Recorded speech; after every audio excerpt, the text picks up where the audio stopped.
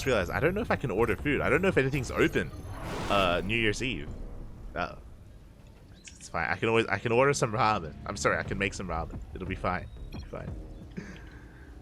Here we go, spawning in the top right hand corner of Alkione, we have the Polish Protoss player, the blue Protoss, representing Storm Gaming. It is Gerald.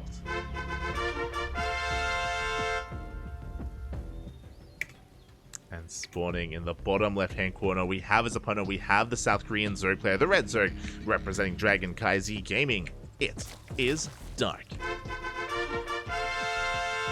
Lots of stuff will be open. Christmas Eve is everything closed. Okay, okay. I hope so. I hope you're right. I hope you're right. We'll look into it after the cast. So we are settling into our final round of 8 match. Our final quarterfinals before those semis. And again, Gerald has been very active. He's one of the more active players when it comes to ESL Open Cup Americas. He's one of the few Europeans that does stay up.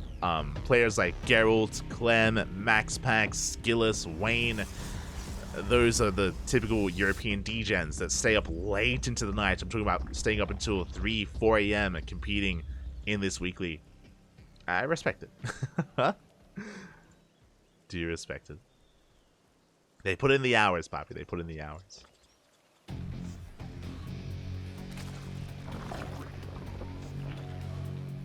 Good last 2023 morning, everybody. Ah, good last. I mean, it's almost 2024 here, Bobby. Almost. 3 hours, Bobby. 3 hours until the new year. Here in Australia, I should say. It's a real quacked in the chat. What a legend supporter. Ah, long time. But everyone has been having a great weekend, a great end of year. Wish you all the best, Bobby. Wish you all the best. So far, Hatch Gas pull out of Dark. Important to take note as well that Dark is not taking the goal base. We have seen Dark many times on Alkione in this matchup just rush into this gold on this side of the wall as well. And then of course go for an all-in, go for a Roach Rush or a Link Flood. Dark has been very adventurous in ZvP. But for now, standard opener, Hatch Gas Pool, and I'm sure Geralt is breathing a sigh of relief as well, going for a Stargate opener. Now, earlier today, we were casting Nightmare in his own PvZs against Sort of, and we're talking about how aggressive Nightmare is, how he's always in the face, and he went for a Twilight Council opener. He also went for Stargate into Glaive Adepts in game number 2. Geralt is less so an aggressive player. He's a lot more standard. He does also thrive in the mid game, but very rarely do we see Twilight Council openers out of Geralt. Very rarely do we see Glaive Adept follow-ups. We have seen a lot of Charged Archon mid-game compositions from Geralt. That is true. We have seen that quite a bit, or even like 3-way Blink Stalker all-ins. But he's not really too adventurous in the early game. As Lings do slip into the main base, Dark getting a full scout of everything. Does see the tech, does see the Stargate, as well as the Oracle that is on the way. So a big scout here from Dark. Doesn't kill any probes, thankfully. But did get a free scout. At the same time, across the map, he does catch one of those Adepts. Well, one Adept does go down. The other does barely escape. Does recoil in the main. Dark, he was looking for the Adept. Did miss it. Yeah, he's now checking, and the recoil did already finish. So at least Geralt will have it back at home to defend. The first Oracle does stick around here at the third base. Now the question becomes, where do we go after this initial third? After this first Oracle? We are a little bit supply blocked. Unfortunate for Geralt. But this is what we expected at Twilight Council and a Forge. This should be +1 in Blink or +1 in Charge. Did mention before that Geralt is one to embrace Charge or Archon-based compositions. But on a map like Alkione, I imagine Blink Stalker is going to be on the table. This is a map that is very macro-oriented. Your 3 and 4 base setup, and even a 5 base setup can be very defensive and very heavily fortified as a defending Protoss player. So we could be looking to try to go for a more tech-heavy composition instead. I'm referring to +1 Blink into 4 gates into double Robo Colossus production. That could very much so be on the table. Behind this, we have a Roach Warren as well as a Lair on the way. pretty standard lair timing. This was like, what, 4 minutes 40-ish? So nothing too crazy. This lair should just be for roach speed, and as we mentioned it, that is not one robo, that is 2 robos on the way. So it looks like, I mean, I was referring to Blink Stalker into Double Robo Colossus, but this is a unique variation. We'll get into it as the oracles are getting across the map. They're looking for damage. So far, Dark is going to be able to keep up with the rotations, does force us back. So we actually delayed our upgrade here. The reason why we can afford a second robo is because we didn't make any upgrade with the Twilight Council. This was intentional, by the way, which means this may be not Colossus production. This could be Immortal. I'm really curious how this all pieces together.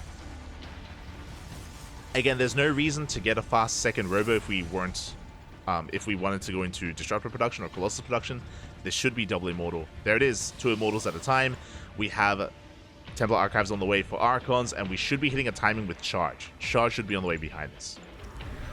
So this is going to be very interesting, and we're going to have a very, very large Immortal count very fast as well. And Dark is kind of misreading this. So Dark has an Infestation Mid on the way. Plus on range, Roach Warren. Dark, it looks like he's assuming this is going to be very tech heavy, and it kind of is. But Dark, with this fast Infestation Bid, he can actually go into fast Hive, into Hydras, into Lurkers. He has that tech path opening up for himself. We'll see if he commits. And I'm pretty sure Gerald is going to hit before we can even think about Lurkers. So Dark has to be careful not to be too greedy. Lings have arrived. They do delay the 4th. Oracle still being active. Threatening a dive into that 3rd. They are going to be zoned away. Oh, we hit on top of the Queen, but we have plenty to reinforce. We can maybe get 1 Queen. Good trade, and there. Oh, never mind. I was like, we have the Infestation bit. We can try to tech up. We can try to go into a Hive. That is a Nidus on the way. Are we tempted to go into Swarm Host? Or are we just Nidusing across the map? I'm very curious. There it is. Swarm Hosts are on the way. So this is actually going to work very well for Dark. Swarm Host can do very well specifically against a player that hasn't gone Blink Stalkers. And there are no Blink Stalkers. It is Charger, Archon, Immortal. A very immobile composition, which means it's going to be very difficult for Gerald to get on top of the Nidus Worms and to punish these Swarm Hosts. Very difficult. 11 Swarm Hosts on the way. Dark pushing on the right-hand side. Does take a stasis to the face. But more importantly, he does distract the army. Does draw the attention to the right-hand side. Nidus is on the way to go for that natural. And, I mean, Gerald, he has no way to shut this down. Gerald, he may just lose his natural, straight up. Nidus Worm is finishing. Gerald, his oracles failed to scout this. They didn't see the Infestation bit or that Nidus Worm. Locust Wave is coming in, and what do we go for? Do we go for probes, the tech, or the base? And we're going for the Robo. Oh my god. Robo is going to be going down. We can get a pylon as well. Nidus Worm on the right-hand side. We do deny so much mining here at the natural. And again, without Blink Stalkers, it's going to be very difficult for Gerald to keep up with this as we dive into the Immortals. A big overextension. Oh, never mind. We do force this back. Dark, he doesn't commit. He doesn't get himself the Immortal. Nidus Worm is going to go down. Gerald, he does hold on the right-hand side. So far, so good. We'll be losing an Archon, though. A rough loss there for Gerald. Please, pull back. No. Okay, we're good. We do pull back. Keep the second Archon alive. Another Nidus is on the way. Storm Host through the center. Zealots will catch them. Forcing out some early Locusts. But Gerald does have to rotate back around. We have charges to defend. Oh, these Locust Waves were on A move. Not the best use here from Dark.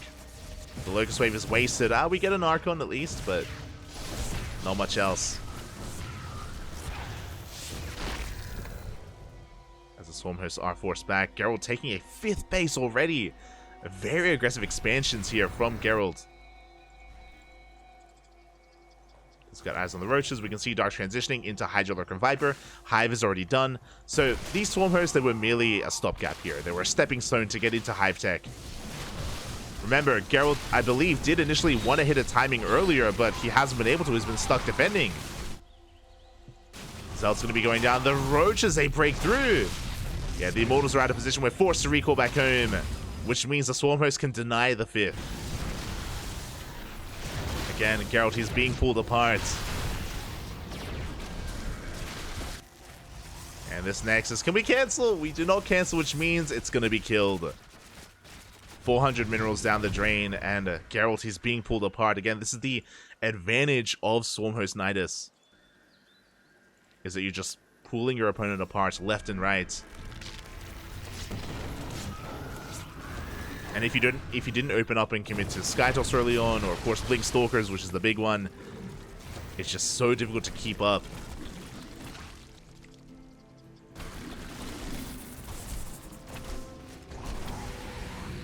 That's Gerald. Yeah, he's just always one step behind. Always stuck chasing the Nidus worms, but never quite there to stop them. Another Nidus finishing up, and the Locust Wave comes in. We take down the Zealots. We can maybe focus down the Robo. It's going to be close. And we can. Robo will fall. At the same time, Roaches, they push on the right-hand side. This time, the Immortals are in position, so we can protect the 4th. But remember, Dark is double expanding. Like, this is not his end game. Like, Dark, this is already paid for itself, I'll be honest. Like, the Roaches and the Swarm host, they could die right now and it would be okay. Because it'd be actually better, because then Dark could make more Lurkers. It would benefit him to lose some of these Roaches and lose some of these Swarm hosts, and yeah, that's why he's throwing them away. Like, as we bleed out these Roaches, we're replacing them with just a higher quality army. We need to get rid of these Roaches. So we got another Nidus on the left hand side. Additional Lurkers are finishing up. +3 is on the way. Lurker range. Okay, Hydra's in production. Dark just refining his army and trading so well. Here he gets into the mineral line. Probe's going to be going down. Blink is on the way, but it is a very late blink here for Gerald, just because of his build.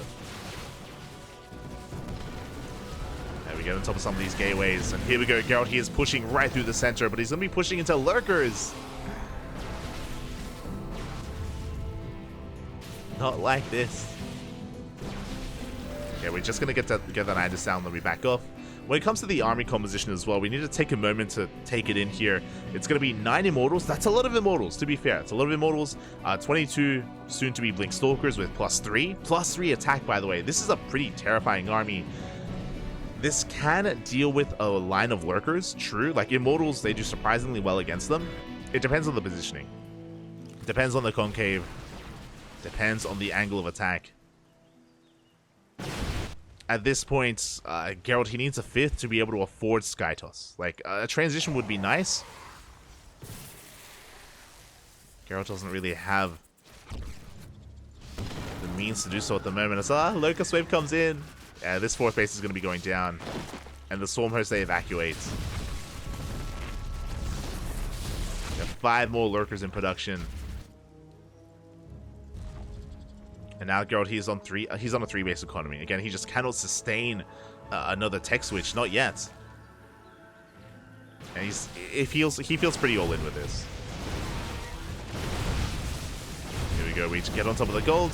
Gold base is gonna fall. At the same time, a Zealot counterattack here on left hand side does run into a wall of spine crawlers. The spines on their own won't be enough. Stalkers, they push in.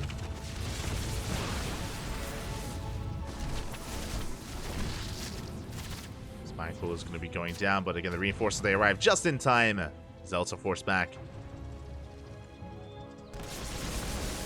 Oof. And again, Dark, he wants Gerald to push into him. That's why he's just been taking a defensive stance. And the Immortals, we have to get out of here. To get the hell out of here. We can't fight the Locust Wave.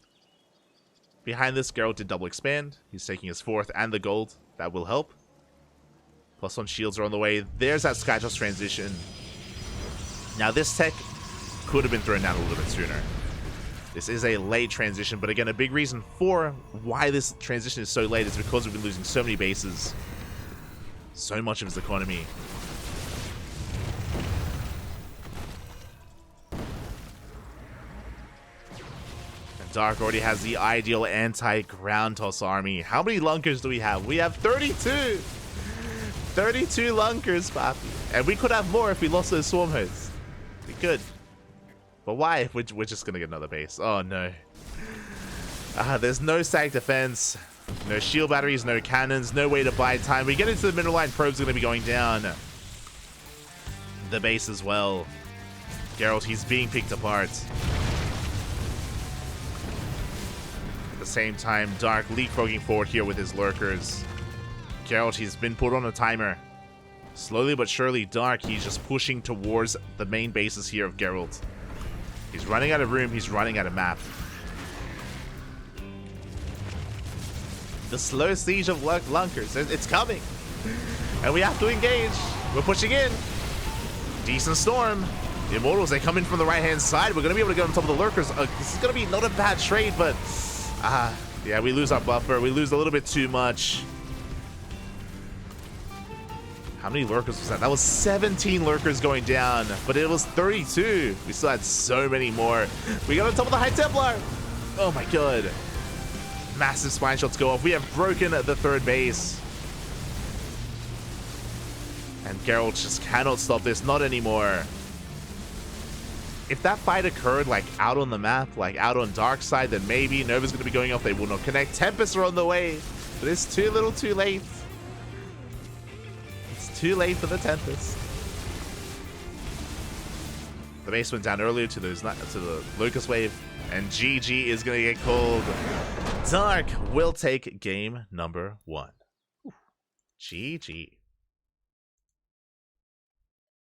Aye. GG, well played. A solid game there out of Dark. And again, it's something that Dark does embrace from time to time. Essentially, this is kind of like the best case scenario to use lurkers is if your opponent is going for a very charge shot heavy composition. It is something that you can abuse. As we saw, Gerald had a very hard time keeping up with the Nidus Worms and keeping up with the constant harassment of Dark. He was pulled left and right over and over again. Another big reason for this as well is because the opener and this build from Gerald wasn't designed to turtle. It was designed to hit a timing. He wanted to hit a timing with, I want to say, like 6 Immortals, with Archons, with charge lots.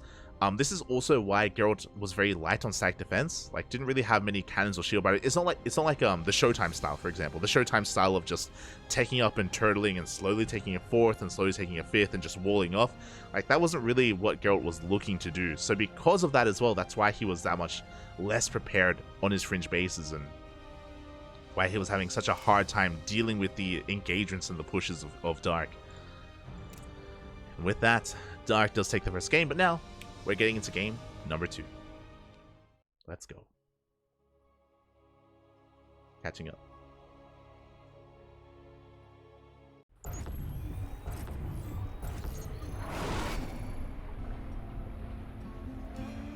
We go and spawning in the bottom right hand corner of Hardlead, we have the Polish Protoss player, the blue Protoss representing Storm Gaming. Down in this series, looking to fight back, it is Gerald.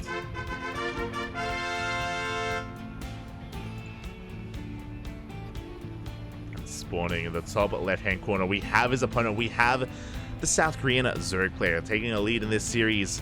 Already looking to take it all, looking to advance onto the semifinals, representing CranKy Gaming. DKZ, it is Dark.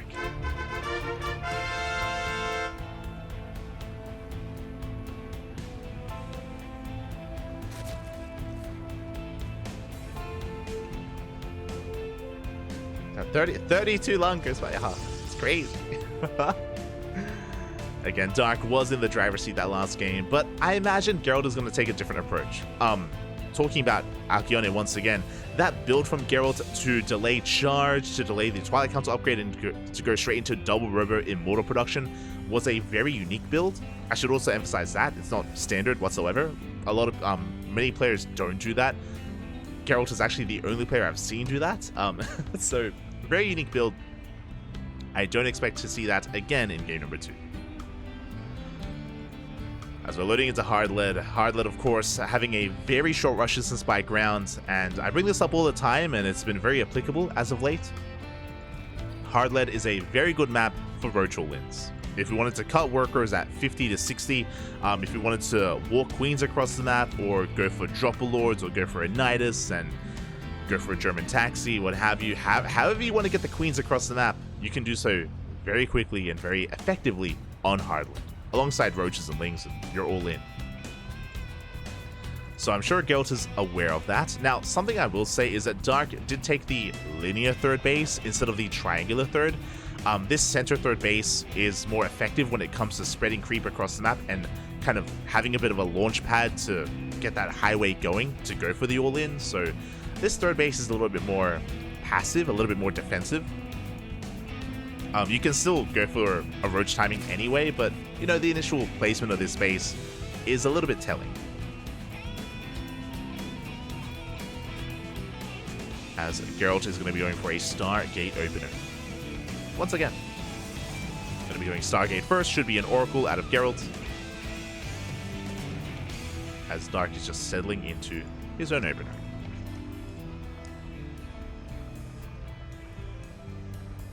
Just going to be joining up, saturating his third, getting everything up and running, pulling out of gas. Once he does have that link speed. And really, I'm just curious about what gets thrown down after this Stargate. It should be a Stargate Oracle opener into a third base, that is true, but after the third, what kind of tech are we going to be working with? Do we go for a Twilight Council Forge once again? Do we go for a Robo first? Oh, as Dark is making a decent chunk of lings. It's still droning though, but he will have enough lings to shut down these adepts and to potentially counterattack as well. Likewise, just like the last game, 2 lings do get into the natural base. So far, good control out of Gerald. Doesn't lose anything. And the lings will get a full scout. Will confirm the Oracle. Soon. I mean, we see the pylon placement, and we do not get the probe. Ay, ay, ay. Good control out of Gerald. Does keep everything alive. Shuts down the lings. And Dark, he's aware of the Stargate, but he's not aware of the first unit of choice. As this time, both adepts do manage to shade away. They're waddling back across the map. Oracle is here to support as well. I love this. Gerald, he's aware that these lings are on the hunt. That Dark is looking for the adepts. And Gerald is just going to babysit them and ferry them back home. Things they go for the surround, but we have the Oracle. And the lings are forced back. Now, the downside here is that the Oracle isn't used to harass across the map. That's true, but Dark has really good queen movement and queen positioning. So it's hard to fight economic damage regardless. Dark does pick up a probe. Behind this is droning. That's going to be a fast Evo chamber. This looks like +1 melee out of Dark. So this is looking like Ling Bane instead of a Roach Ravager heavy composition. I'm assuming it's going to be melee, but we'll see. Behind this, lings are amassing as well, just continuing to threaten this third base of Gerald. And even pick off that Stalker, if at all possible. He wants it. Up! Forcing the activation of the Pulsar Beam. Overlord goes down, and there is that +1 melee. So again, it is going to be a very heavy Ling Bane composition out of Dark. This could lead into Ling Bane Hydra instead of Roach Ravager. We'll see. A little bit will also depend on what Geralt is working with, because that is Blink, that is not Charge. So Ling Bane does it very well against Blink Stalkers. So Dark can have a seamless transition into Hydras thereafter, once he realizes what's going on. Fourth base is being taken. Geralt's, I should also point out that this is a much more standard opener as well. +1 attack has been delayed. I don't think that was intentional. Usually you start +1 alongside Blink. So this is a little bit disjointed from Geralt. There we go, it is started up. Geralt is going to be pushing. Geralt has to be very careful because we are going to be amassing a lot of lings behind this. And Dark getting set up for a surround. Queens are pushing forward. We're dishing damage here to that hatchery. Blink isn't done, by the way. Oh, this is a big overextension. Stalkers are going to be going down. Good target firing as well on the Oracles. This is an expensive loss. We go for the recall, but we lose every single Stalker. That was how many? 5 Stalkers. Doesn't sound like a lot, but that was the main army of Geralt. Again, pushing out before Blink was a risky move, and Geralt was punished for it. Pylon going to be going down. Dark has a lot of momentum going his way. That's a lot of Banelings now in production. Dark, he wants to break this third. Just waiting for those Banelings. Behind this, his fourth base getting up and running. Not droning, still committed here with Ling Bane. The Oracles are forced to spend their energy on the right-hand side. The Banelings are walking in. A good warp in. We do wall off. But we crash it. Oh no! We crash it regardless. 14 probes go down and we waddle into the natural as well. And that is going to be every single mineral line under fire. GG gets called and Dark will take the series 2-0. GG. Oh my god. GG, well played. Things escalating very quickly out of control as soon as you make one mistake. And to be fair, it was a big mistake for Gerald to overextend, to lose his Stalker army out on the map. That was the green light. That was the green light for Dark to just amass Ling Bane and push across the map. And numbers-wise, Gerald just would not have enough to defend. He would need, I don't know, to fully wall off the natural, have some stasis traps set up. Remember, in the lead up to that push as well, Dark successfully did waste energy on those oracles. There was like a revelation on Lings, there was the activation of the pulsar beam as well, just before the Banelings waddled in. So really good setup from Dark, really good setup, and GG, well played. Dark will take it 2-0, advancing on to the semifinals. Whew. Oh boy. That was intense, Papi, that was intense. And up next, soon up next, I should say, we will be diving into the semifinals. It is going to be Dark versus Nightmare. We did cover both of them in their lead up to the semis, and they're both going to be facing off in the round of 4. And we also have, afterwards, the lower semifinals. We didn't get to cast any of the lead up to it, but in the lower semifinals, it is going to be Max Pax versus Hero in a PvP. Let's go. I'm going to need a moment to set things up, though, to set up the players, to set up the casting tool, and we've reached the halfway mark. The halfway mark of the broadcast. We have both semifinals and the finals left thereafter, so we're going to be going on a short break, very short break, a couple of minutes. Take this moment to hydrate your Hydras, stretch your Roaches, massage your Marines, drain all of your Disruptors, and we'll be back soon with Dark versus Nightmare. See you soon.